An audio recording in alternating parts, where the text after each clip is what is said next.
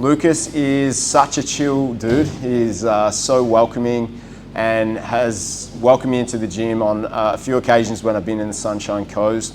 Once when I was spending a fair bit of time up here preparing for the Noosa Triathlon. He's such a ton of knowledge and he has a lot of competition experience, and he's built such a fantastic gym here on the Sunshine Coast. So I was really looking forward to doing this episode, getting to know a little bit about his story, coming into BJJ, the journey to coming out to Australia and opening his own gym, and learning a few techniques and some really cool positions.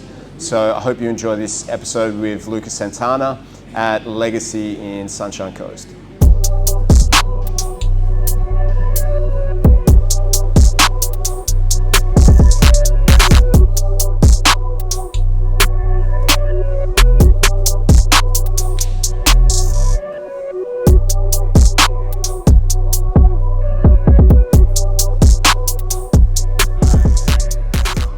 So at what age did you start training jiu-jitsu?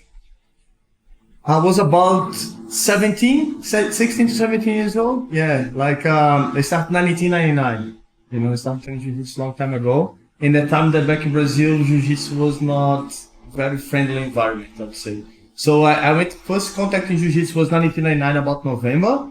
But I had to wait until I have a crew of friends so I could enjoy a gym, because I'm kind of scared to go by myself, So I have to wait a little bit. So it was 1999, about November, when I had my first contact with jiu-jitsu. And then once it started in 2000, beginning of the year, I have a few friends that started with me, and then I never stopped. So about 2000. Yeah, and that was in your home city? That's my home city in Aracaju, Sergipe, which is northeast in Brazil. Yeah. Very small town. The smallest state in Brazil, but it's got a good jiu-jitsu over there. Yeah. And so you said that at that time jiu-jitsu wasn't like all that friendly environment. Yes. It was a fun time back in Brazil when jiu-jitsu was like, how can I say, like all the gyms was not friendly. It was not an environment where you're gonna go, you'll be welcome like those days. Like here in the gym, for example, it's a family environment, right? So it's like we have kids start training, then the parents start training. Everyone that comes here, we're more than welcome to receive everyone. But back in the days, it wasn't like that. It was not a place to everyone, right? So once you will go in the gym, they will make sure that you live. If you don't live, okay, so you fit in this place. In those days, it's the other way around, You wanna embrace everyone to the gym. In back of the days, you have to pass the tests. Okay, he's a lion, he's a warrior, right? He can be bullied, so he could stay in training. But yeah, I survived the fire. I think it for me helped me a lot to like build my personality and become who I am today. But it was hard. Yeah, it was very hard. So it was a place where like sometimes you go in training and then you get bullied all the time. And then if you feel tired, your coach will say, get your shoes and go home, don't need to come back again. So you want to be that, right? You want to be that training, you want to learn. And then was a time that I was kind of suffer a little bit bullying. Not me, but like my friends. I used to skate, so I think I was a punk. Right? Yeah. And then back in the day, the jiu-jitsu guys was like the skinheads, so was the guys that used to come and bully us. So I was like, okay, we need to learn this thing. So if getting in a confrontation, was even at least, right? So when I started training, it was about to know what's going on and protect myself, because I could see jiu-jitsu happening in the school, in the streets, in nightclubs, and the guys was really tough, And I was like, man, at least I'm gonna be friends of those guys. So that's why I started training. Yeah. And what were those like early days like for you? Like obviously no one comes into jiu-jitsu being good at it. So like what was it like not being good and being like... Yeah, my friends there what helped me, right? Because we got like 5 or 6 of us, don't remember exactly how many it was. And there was like a friendship internal competition. So we get beat up by the other guys, but we beat each other. You know what I mean? So it was like how we started how can I say, used to survive in the fire. So rolling with the other guys was a nightmare. But when going between us, it was fun. You laugh, you make each other tapping, and then we go home after, think about the training. So I think enjoy with a couple of friends, having someone that will support you was really helpful. Yeah, I definitely know that with my own training, like having friends that you can work on techniques outside of class and drill things with and talk about things is like super helpful. Yes, and in other days, like there are more informations that we have today. Back to this was like that as well. I remember we have was only purple belts. There was no brown belts, no black belts, only purples and blues, and a bunch of white belts. And then when they used to show the techniques, they used to say, okay, this technique is only for the brown belts, and one technique to the white belts. So they always have tools they could use against us that they didn't know, you know. So in those days, you can go YouTube, you know, seminars here in Australia, have like high-level jiu-jitsu everywhere. So it's much easier to learn and become good in those days. And again, it's another environment. Now it's much better, you know what I mean? Now I recommend to my family. Back in the days, I was like, are you sure? You know? Yeah. So it was good. It was good times, yeah. Some of it was good, right? Yeah. And what was your journey from there, like, to Australia? What was the, like, process like? Well, it's one process.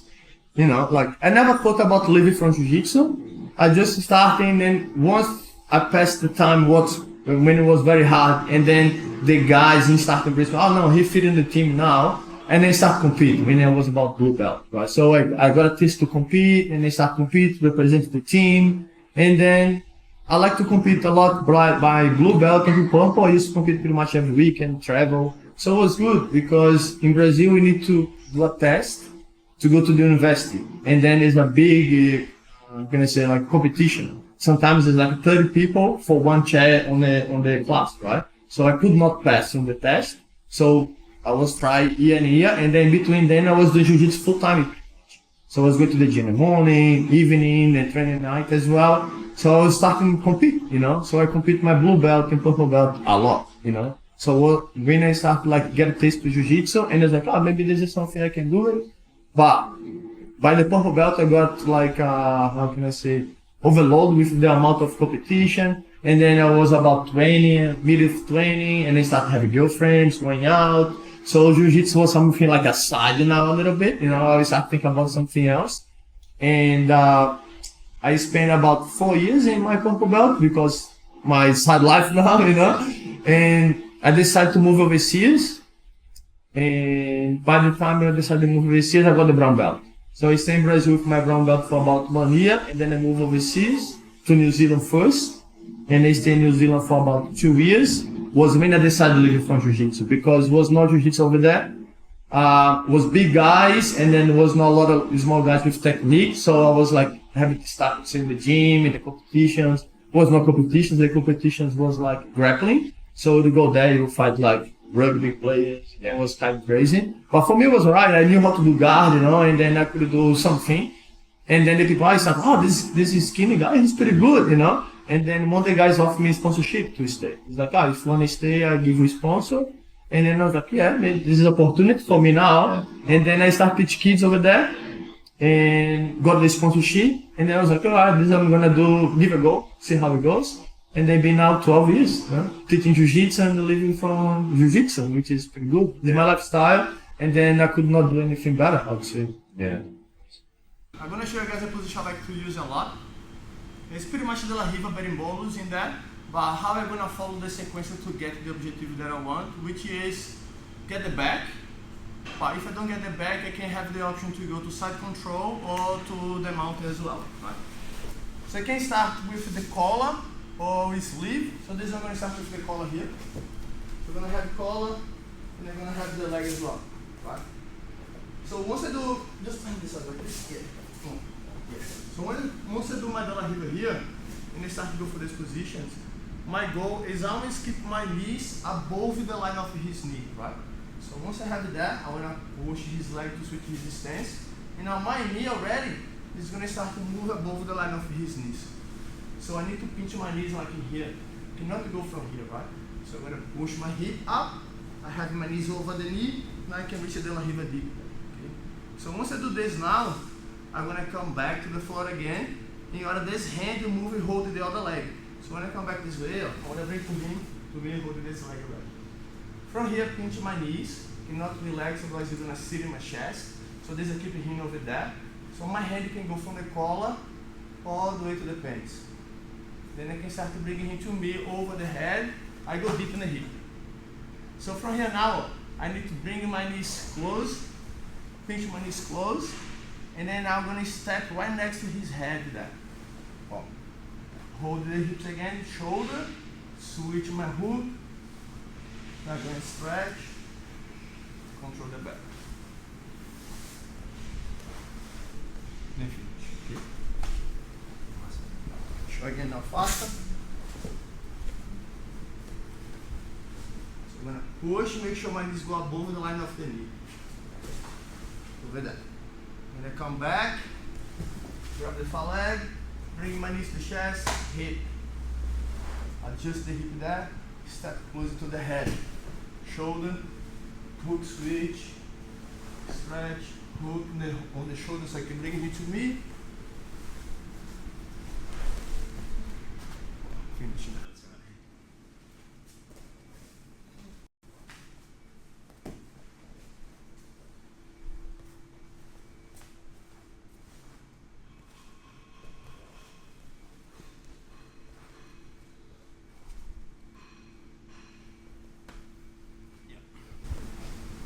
Right, so another position I like to do a lot is attack from close guard, right? So close guard, we have like triangles, on bars, chokes, and then there's one position between all of this that works a lot for me, which is the Baratoplata. And then people still like think about the by the triangle, and they do exactly what I need to get the Baratoplata. I'll show you that.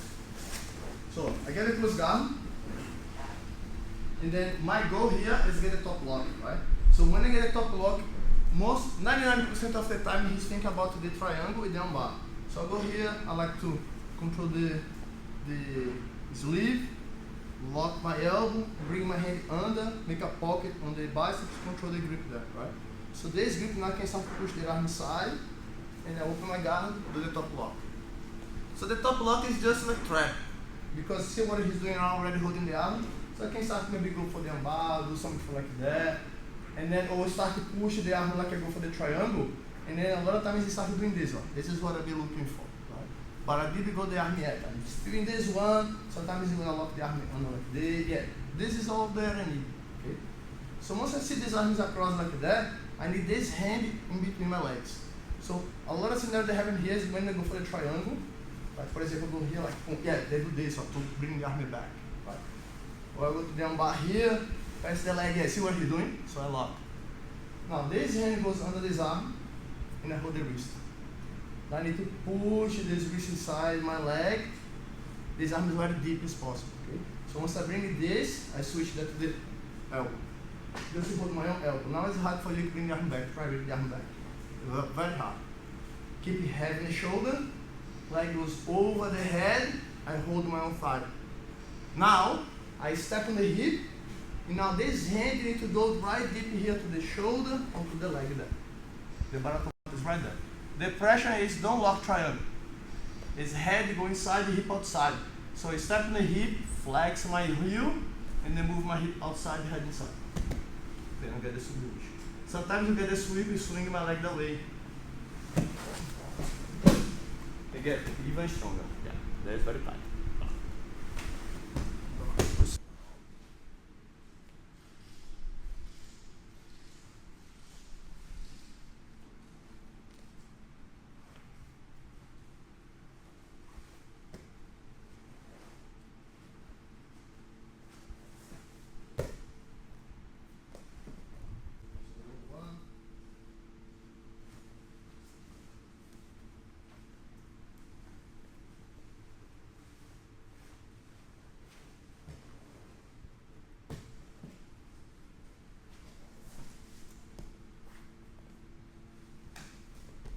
What was the main attraction to come to Australia? Australia was actually was my wife. She was working with like the fashion industry, so she had a lot of work here. And then I didn't want to come because of the visa situation. And then one day I was driving in Auckland, and one guy stopped me. Like, no man, you jiu-jitsu guy. I have a friend that's opening a gym in Melbourne. Do you want to go there? And I was like, what do you mean? And then he explained to me how the situation was. And then I said like, yeah, give it a go. So the guy got the phone, and then he called the guy in Melbourne straight away. And the guy like, I give you your passport, and then when you can come. And then I went to Melbourne. So I spent 2 weeks in Melbourne. And the guy's like, yeah, the job is yours. So they give me sponsor. So I applied for my permanent residence. But I was in Melbourne. cold, you know. And then I was like, oh man, I don't know if I want to go to Melbourne now. And then my wife, by the time she got excited because we moved to Australia where she got to come, and then she started applying jobs everywhere, and then she got a job in Sydney. And I was like, all right, so we go Sydney then because you got a job, and then there's more the lifestyle you want to live. So that's why we decided to move to Sydney. That was in 2013. Yeah, so 2013 we moved to Sydney. Yeah. And is that when you joined the Legacy team? Yes. So I knew Thiago from New Zealand. Like we used to have like Australia New Zealand competition, and then the guys in New Zealand used to fly 5 guys from Australia and then compete against us. And Abu Dhabi Pro used to have in New Zealand as well trials, and the guys from Australia used to go there take out the tickets. So I knew Thiago from that. And then when I moved to Australia, his gym was just in the same street I used to live. And I started going there, visiting Legacy, but my idea was open GF team, which is the team where I'm coming from, Brazil. And then remember Thiago had to go in Brazil, do some family stuff. And then he asked me if I would like to join the team. You know what I mean? What's my idea? He asked what you want to do. And it's like, I want to open GF team, this and that.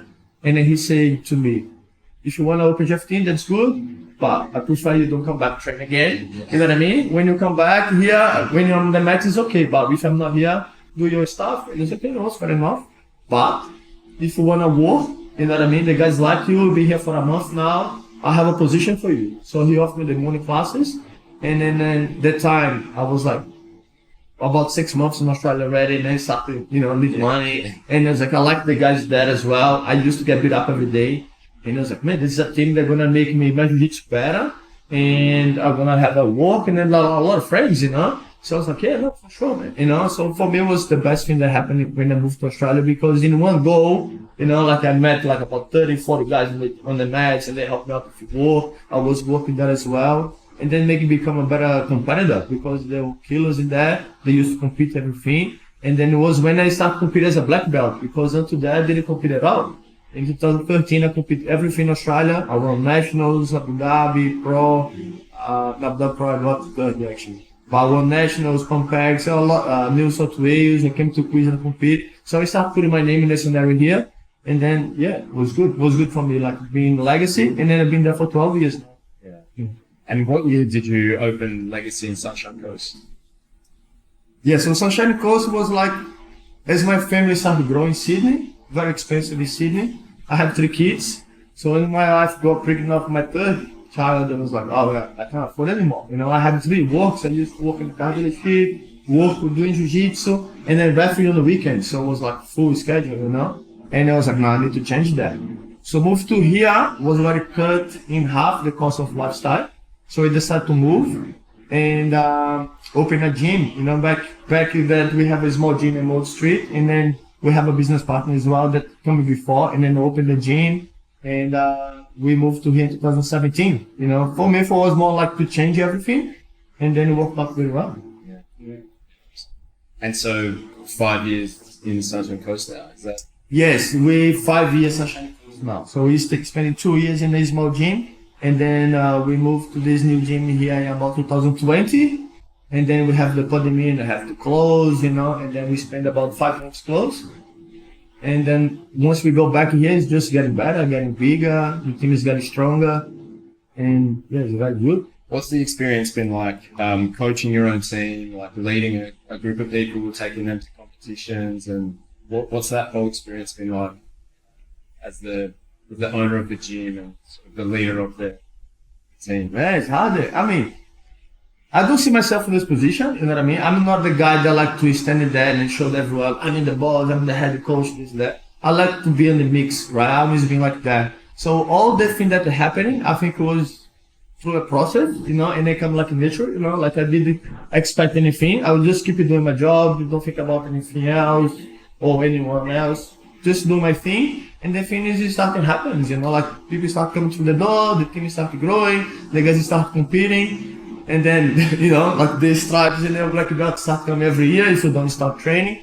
And then for me, it was something that happened day by day, it was not something that like, I'm gonna have some team, everyone's gonna competing. No, I think I just standing there and did my thing, and then I think what's happening, people look up like, oh man, this guy do his thing, I'm gonna just do the same, you know? And then I think how the things happening. Even here in the gym, like when the guys approach me, my students approach me to talk to me, it's never like I am the boss, I am the higher belts, which sometimes I have to take these positions in few situations, you know. But most of the time I'm in the mix, you know. I like to be with them. Like if I want to be the leader, I want to be the one they're gonna push together with the guy. You know what I mean? Instead of them be outside and just telling what to do. Like to be in the mix and so put some guys in front of me there and we're going to share, you know? Is how it goes.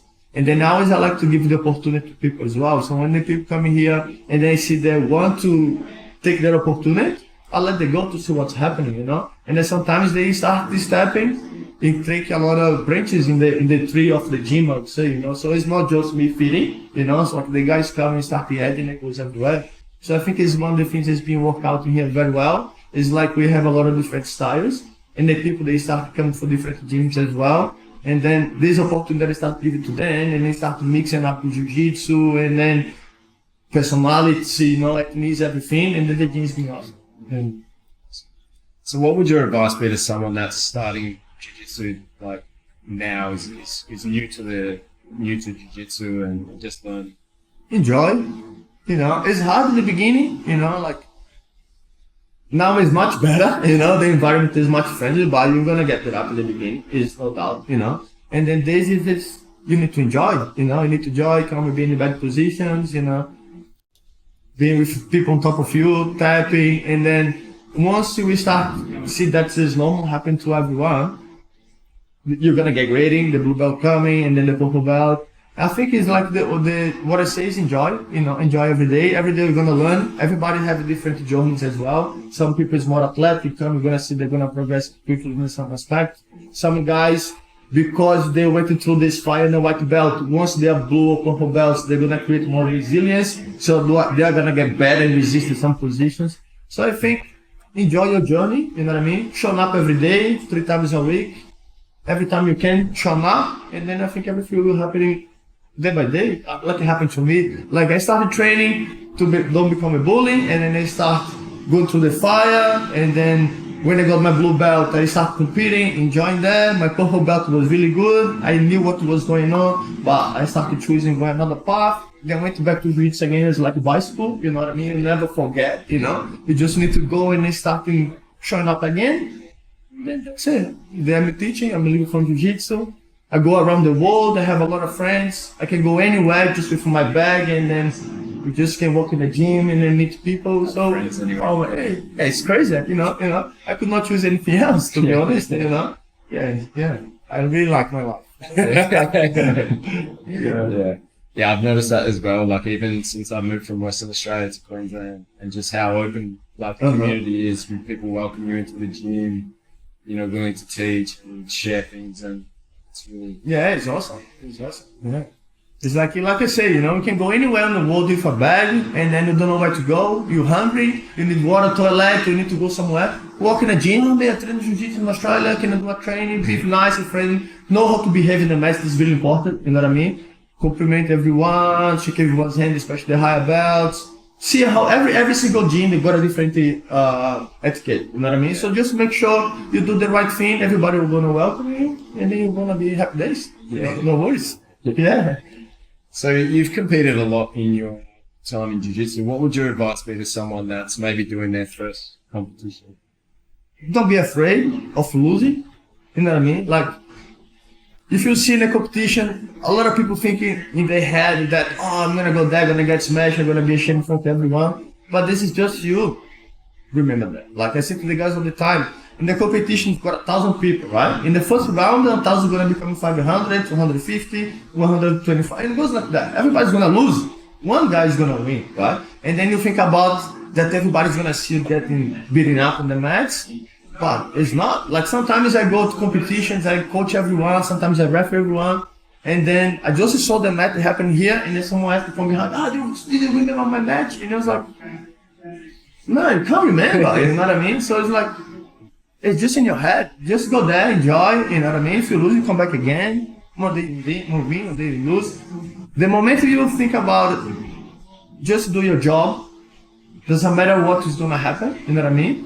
you're gonna compete well, you're gonna enjoy the environment, you're gonna enjoy the adrenaline, you're gonna enjoy the anxiety, you're gonna enjoy all the process that involve in the competition.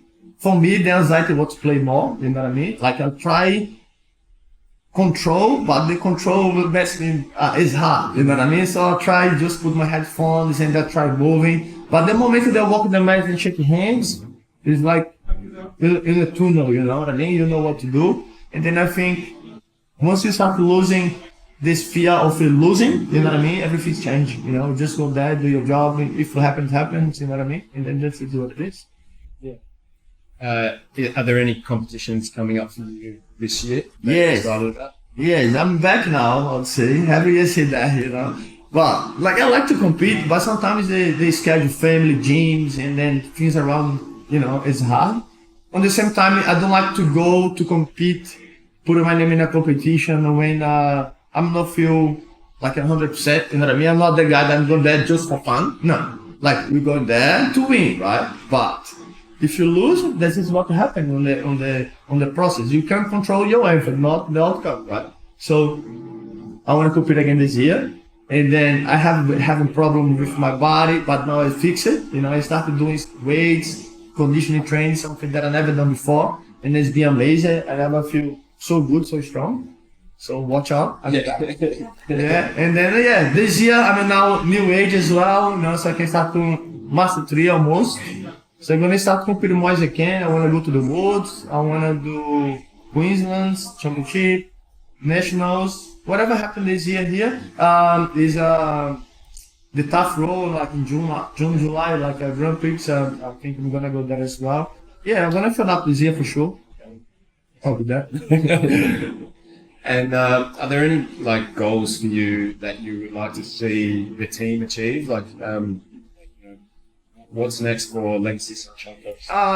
Well, my goal in the gym, I would say, is see everybody that's here, doesn't matter what they want to do, succeed more than me, best than me, right? So how I say as a coach, I would say if you want to compete in Jiu-Jitsu, like we have the road, I build that road onto a point, right?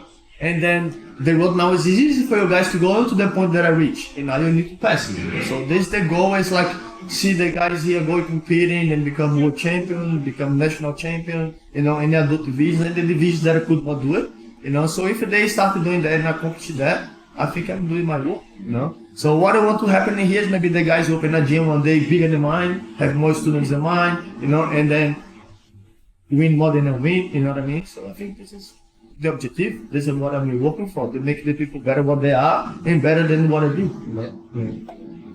Yeah, awesome. What are some of the best qualities of it, like a student? Like if you could describe the ideal student, and the qualities that they possess, what would they be? Someone that listens and trusts your work, you know what I mean? Right. Then of the day, those days we have a lot of information, you can take information from everywhere. I would say you can even learn Jiu-Jitsu by yourself in YouTube. But if you join a gym, you come to a class, it's because you want to take something from the class, right? And then doesn't matter how high level athlete you are, you know, like you basketball, doesn't matter.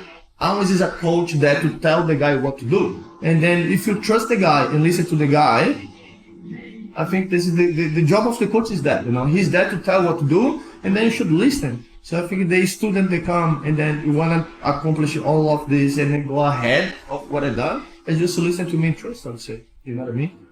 I'm not here to try, how can I say, put the rocks in the way. Like the rocks is already done, you know what I mean? So I think it's just like listen, trust. Yeah. You mentioned that you started doing some weights and you started doing some other things outside of the gym that you haven't normally done. Yeah. What specifically have you been working on, and what made you make that decision to add that in? Well, man, like I remember when I was like blue, purple belt, used to have flexible guard, and people used to tell me, watch your back, you know, when you're over 30, you're gonna see it. And no words.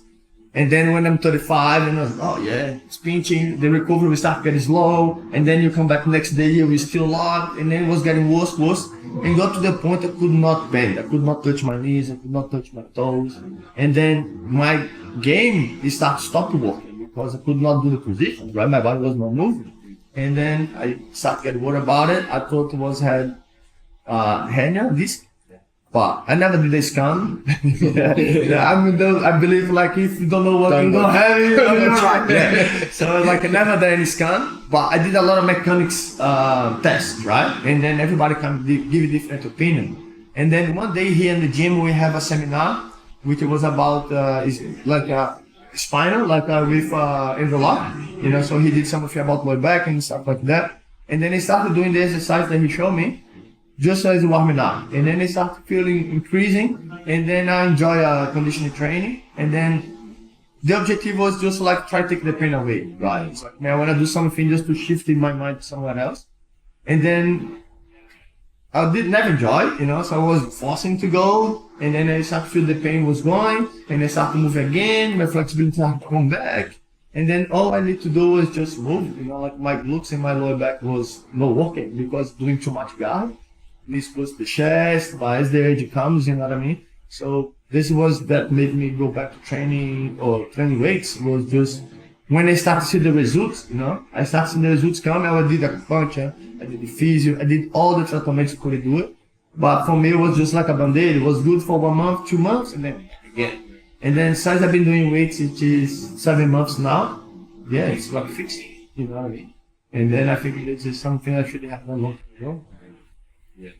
Did I answer the question? I think it went along. Yeah. And in terms of recovery, what do you think are some of the best recovery tools for a jiu-jitsu practitioner? Sleep, water. Make sure you have a good water, I think. Sleep. I don't know. I'm not very the best one to say about recovery, you know what I mean? Like I go to condition, go straight surf, then come to the gym, you know, and then I don't sleep, I come back again. But I would say food, food, make sure water. I think water is very important, you know, like make sure the water you drink is a good water, you know. Don't drink tap water, stuff like that. It will help you, you know. Magnesium, I would say, like they have a lot of magnesium bath. People in those days do a lot of ice bath and then hot bath as well. We used to do in the old gym, we used to have a freezer. I really enjoy that. I either go in the hot magnesium bath and have good water, you know. Has your jiu-jitsu changed, like as you've gotten older and you started to notice like the body not moving as well as you were when you were younger? Has your jiu-jitsu style or techniques changed at all during that time? Yeah, heaps. I mean, jiu-jitsu being evolving every year changed. Everything's changed.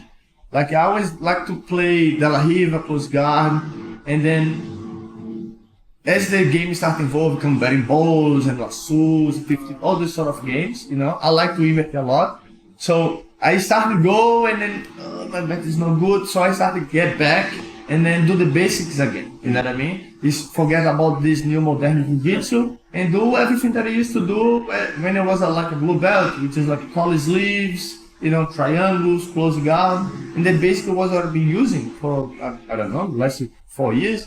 In the gym, I opened the game, you know, I try everything. But I was still going competing when I was had injury, when my back was not functioning right. And then I could do just in basic stuff, you know, like link to close guard, attack and bars, triangle. So making my jiu-jitsu get better in these basics aspects of jiu-jitsu, the fundamentals. And then passing guard as well. So I started to pass way more guard, be more comfortable in half guard on top. In those days now I like to play a lot of half guard on top. Once I'm in there I feel comfortable. Because I could not move in somewhere else directions, you know what I mean? I can position myself in a position that I feel comfortable, and then my back is okay, everything's good. So yeah, help me. Everything helps you, right? I would say like you adapt yourself. And then once you go back to now I'm good function again, I just have something else that I learned when I was injured. So maybe if I was not injured, that was not a tool that I have today, you know what I mean? Yeah. So I think it helps, everything helps, you know what I mean? Sometimes you use the opposite side, you know, if your bad side here is not working anymore, you develop the opposite side. I think nothing stops you to train, you know what I mean? You see guys training no arms, no legs, you know, they still can do jiu-jitsu. Yeah. So jiu-jitsu is just like get it together, you can do anything. Like sometimes you say to the white belts, they do a technique, it's like, that's right. I never said that's wrong, you know what I mean? Because it's still jiu-jitsu. And I was like, we can do better, because it doesn't matter what to do. Sometimes the guys, this is technique, this is just rough. Well, it's both. It's jiu-jitsu, you know what I mean? You can use this as a technique or it can be rough, but at the end of the day, it's not wrong, you know what I mean? Mm-hmm. So I think whatever you're going through, and then you adapt to you changing, make your jiu-jitsu better, So I think, the jiu-jitsu changed a lot once I got injured. They say like to learn something new, you kind of have to let go of what you already know. And how do you go through that process of like letting go of some of your favorite techniques or the things that you're good at so that you can learn new things and develop your game in that way? I don't know. I think this is not something that you can go there, like I delete this one, you know what I mean? And keep this one. I think it's going to the game. Sometimes they happen that someone show a position to use, like, oh man, I forgot this thing. I used to use this a lot. And they'll come back and they start to using that again. So I think this is that process that you take something that you have and get something new. It's always after recycle process, I would say, you know what I mean? Like, I know a lot of positions, sometimes I sit with the guys here and then we show. And these things start to come back to my head. But I don't know everything now on the top of my head, But if we start to come and show something, then someone else shows something different, we can stay the whole day, right? Yeah. But if you're going right down right now, it's not in your head. So I think this is a process that you learn something here, and you take something there, and then this is more about your game, what you've been trying to develop, what you try doing. Like, I used to study a lot of jiu-jitsu, we stop and do one technique for like 1-2 weeks. And then, now I can do this from everywhere, I change to something else. So I think in this process, you miss something that you used to use, you know what I mean? Because you focus on something else. So sometimes the arm is there that you used to catch, but now you think about this, you just don't use anymore, right? And the guys give you different reactions, you're going out on the reactions as well. So that thing that you used last week, you don't use anymore. So I think how you start missing things. But once you go back to that page again, you can't remember, Yeah. Yeah, and do you think that do you see value in drilling things like over and over again, or do you feel like practicing things like live rolling with partner is better, or to develop like certain techniques? Do you think there's a good balance of doing both, or one? Yeah, I'd say both. The way I like to learn something new. Like we have something in Brazil that we say the old monk doesn't learn new tricks. Mm-hmm. But I try to learn new tricks all the time. I'm not that old, but I try to learn new tricks. So how I do is like sometimes I see the guys doing drills, like, oh, this is cool, and then I try. And then I try thinking about that position and then something that I use, right? Sometimes they show something that's so new to me, then I was like, oh man, I can't get that. But if I look at the position in the perspective of a position that I use all the time, it's much easier for me to understand, right? So I go there and I try to do very slow and repeat a few times. And then when I get in some position, so the guy give me some reactions. So those reactions is what's gonna reply back in the rolls, right? And then, okay, the guy can do this, do that, and then you drill that over and over again. Yeah, so I agree with it, drill over and over and over and over. But the person on the bottom try to give you different reactions, right?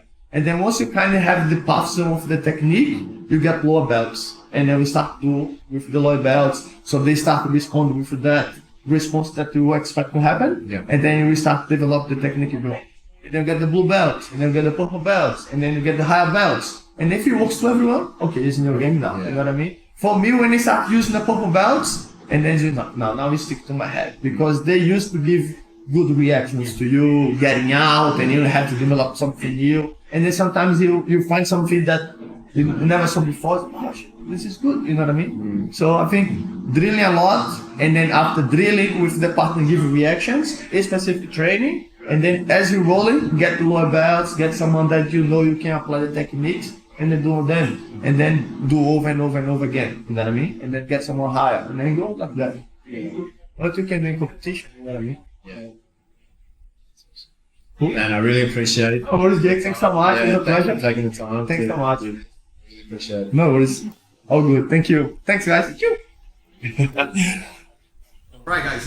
We're gonna go to a position here that I've been studying, and then with the guys in the gym. We have a few guys here that have been training a lot in no-gi, and then I saw the drill another day, and I was like, oh, this is cool. I like to do a lot of smash pass to berimbolos, but this position helped me a lot, right? Like It's gonna put a lot of pressure, and then instead of then go for the point system, I'm gonna make Jake like pretty much give up the position and then give the submission to me. So I'm gonna start here with like a very dominant grip. Just start just start. Yeah. So I'm gonna start with his sleeve, and I'm gonna have pants in the opposite side. So I'm gonna have his sleeve here and pants in the side. I can start to say if I'm Dela riva, like that. So I can be here with the sleeve, pants, and I have a Dela riva here, right? So he's gonna try most of the time kill my Dela riva, push the leg inside. So I'm gonna start to play with him like push his leg out so I can put my lasso. So once I'm here try kill my Dela riva, I'm gonna push, then bring the lasso. Now once you bring the leg back and try to fix the guard, the stance back to me again, I put a hook behind the leg. Okay. So now this hook again, now I can start stretch and then start moving it to the side like that. Yeah. So now my leg here is gonna go to the hip, and then when I push him, I'm gonna bring like a X guard. So now from the X, I have the X and the hook at the same time, which is gonna help me bringing him on top of me, and the X is gonna help in the sweep. So I'm gonna like elbow under, I bring the hook to me, elevate, so I sweep him. Now, once I sweep, I'm gonna step on the belly, pull it the leg to me, come up my elbow. So I give up the lasso, take my leg out, and bring my leg under, everything there. Okay. So I had the lasso before, I take the lasso out, bring the leg under, and now I pull the leg to me, and the lasso is gonna hook the leg. Cool. So now I can let it go this. His reaction most of the time is gonna fight for get up the sweep. I get on the hook, come up here now. Okay. Now is the secret of the position. Look at the grip on the sleeve, and I'm gonna show my legs in the back there. Turn this leg. So I'm gonna control the hook. So you have the hook in the legs. I want to get pressure. They're gonna start here. Can start to press this way, right? I don't want to go to the press, so I want to move his leg. He jump between the legs. Now I'm gonna start spinning his leg more as I can. Open, open, open. Now we're like a crab hook right here. Now once I have this, look at the arm here, please. So once I have this, now I'm gonna push this arm up, all the way up, slide the hand and bring it up onto my handle, which the arm. So from here now I can start bring my head out and start facing, bringing him all the way face down. You see the arm here now? Grab it, bringing him to you, and I can start moving forward. When I exactly like this position. So from now I'm gonna chase his submission. He's gonna fight to come on top. I can go to the back if we still need points. But from here now I'm gonna try to keep my hooks up. And I take his toes off the floor. So once I do this, I keep bringing him up like that. So now it's hard for him to fight. Yes, this is what I'm looking for. We're gonna fight just hand on the neck. Take a finish. In the gi, I have the collar as well. You can go to the collar. But if you want to cook the guy here and make him very uncomfortable, on the hooks, and then walking forward with your hands like you do the armbar, like they can keep him like this. Hands under, moving him forward. Now he doesn't have anything, see, just the head. Then I finish. That's very powerful.